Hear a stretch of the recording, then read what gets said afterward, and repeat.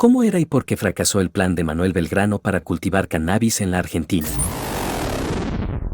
Un dato poco conocido en la historia del prócer argentino tiene que ver con su plan para fomentar la agricultura nacional.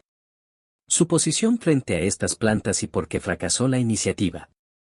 El prócer, creador de la insignia nacional, y por el que hoy se celebra, en un nuevo aniversario de su muerte, el Día de la Bandera, tenía una obsesión con el desarrollo local de la industria del cáñamo, una planta que tuvo muchas utilidades a lo largo de la historia y que de su manipulación se puede obtener desde celulosa y fibras textiles hasta la marihuana y aceites medicinales. Cabe resaltar que a finales de 1700 no existía el concepto droga. Se manejaban otros criterios de moralidad y estereotipos culturales. No había restricciones para el uso de la planta de cannabis. Se fumaba, se usaba como medicina y se sembraba en los campos de todo el planeta, porque su utilidad industrial, la resistencia de su tallo, era clave en la economía de Europa y Asia desde ya hacía siglos. Es probable que, sin las cuerdas, las velas y la estopa hecha con cáñamo, Cristóbal Colón no hubiera puesto sus pies en América. Como secretario del Consulado de Comercio de Buenos Aires, cargo que ocupó entre 1795 y 1809, Belgrano escribió 15 memorias, de las que solamente se conocen 5. La primera la hizo en 1796, en las cuales sienta las bases de su pensamiento sobre el progreso industrial basado en la agricultura. Al año siguiente, expuso otro texto titulado Utilidades que resultarán a esta provincia y a la península del cultivo de lino y cáñamo.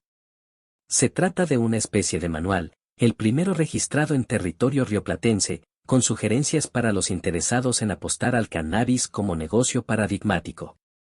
En esas páginas, Belgrano califica a estas plantas como tan útiles para la humanidad. Belgrano había aprendido sobre su producción en las regiones de Castilla, León y Galicia. Y ya 2 siglos antes el Reino de España había mandado a jornaleros de estas zonas a toda Latinoamérica para intentar instalar el cultivo, pero, excepto en Chile, había fracasado.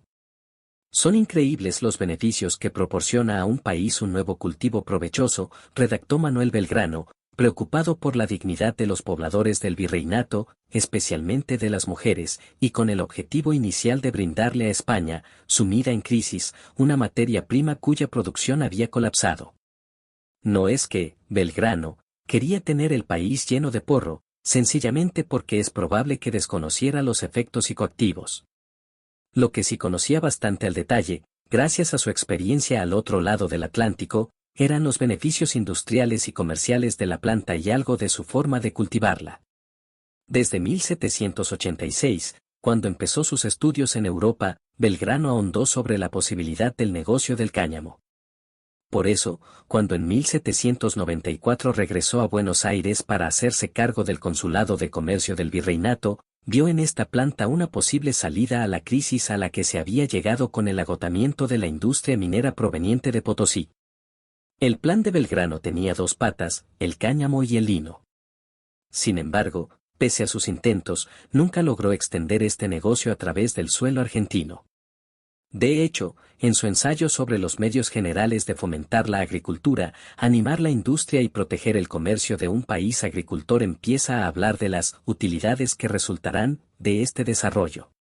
Belgrano hablaba en serio, por eso dedicó 11 páginas exclusivamente a estas plantas tan útiles para la humanidad, confeccionadas a partir de los conocimientos que había adquirido tras estudiar la producción de cáñamo en las regiones de Castilla, León y Galicia y la dedicación de leer mucho al respecto. Sin embargo, a pesar de su entusiasmo y de lo fundamentado que estaba su plan cannábico, el prócer se chocó contra la resistencia interna y externa. Desde adentro, los comerciantes colegas de su padre se opusieron a su plan.